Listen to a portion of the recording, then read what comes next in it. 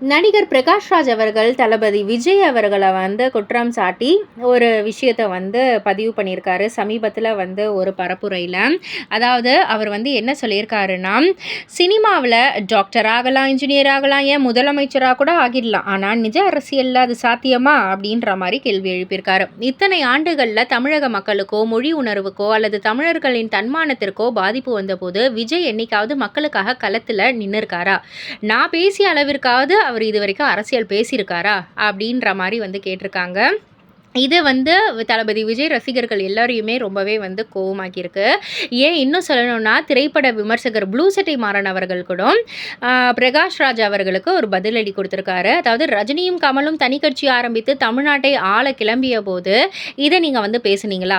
நடிகராக இருந்த உதயநிதி நாளை முதல்வராகும் போது இதை நீங்கள் சொல்லுவீங்களா மிஸ்டர் செல்லம் அப்படின்ற மாதிரி கேட்டிருக்காரு. நடிகனை பார்த்தா விசில் அடிக்கலாம், நாட்டை கொடுக்க முடியாது அப்படின்னு கூறிய பிரகாஷ் ராஜுக்கு நம்ம ப்ளூ சட்டை மாறனுடைய இந்த ஒரு பதிலடி ரசிகர்களை கொஞ்சம் உற்சாகப்படுத்தியிருக்கு.